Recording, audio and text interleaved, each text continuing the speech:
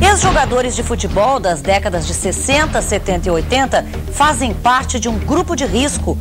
Vítimas da falta de informação, muitos atletas já morreram. Outros ainda buscam a cura de algo que nem mesmo eles sabiam que tinham. A doença, que ainda hoje gera preconceito, pode levar uma vida inteira para se manifestar. Veja na reportagem de Matheus Rodrigueiro e Jefferson Barbosa. Passo Fundo, década de 70. O Esporte Clube Gaúcho tem uma das melhores equipes de futebol do interior do estado. Mas desta foto, tirada em 1973, restam poucos personagens para contar a história. Dos 11 titulares, 6 já morreram.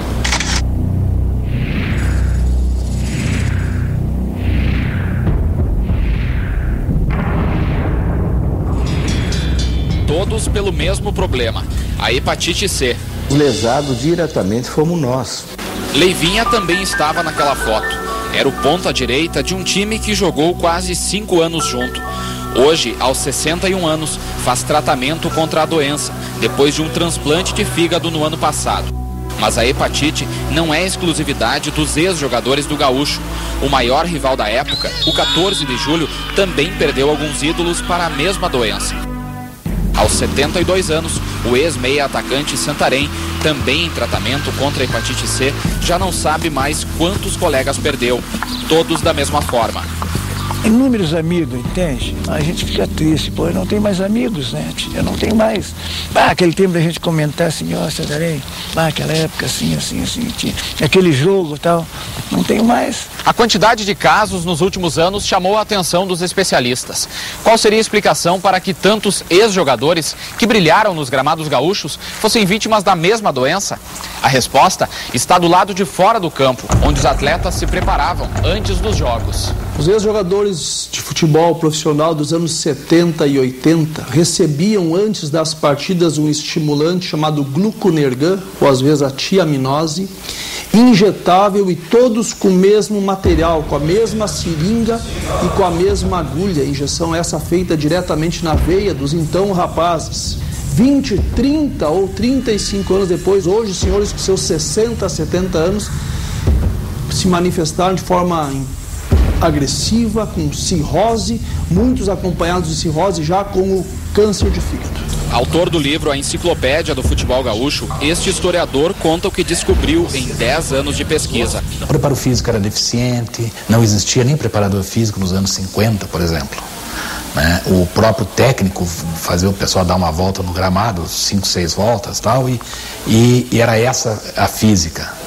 Então eles tomavam esse estimulante via venosa para poder melhorar o desempenho dentro do campo. A maioria tomava tudo com uma seringa só. Vamos tomar injeção, vamos lá tomar. Aí pouco vinha outro lá, tomava com a mesma seringa, tudo assim, e assim foi procedendo. Ídolo do Internacional, Larry também não conseguiu escapar da contaminação. Quinta-feira nós concentrávamos. Na sexta, nós tomávamos uma injeção de tiaminose. Íamos até o departamento médico e tomávamos. Eu vou primeiro, o outro vai seguir, aquela coisa toda.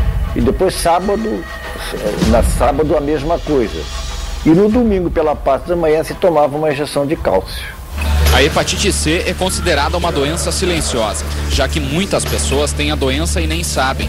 No mundo, a estimativa é que pelo menos 170 milhões de pessoas estejam contaminadas.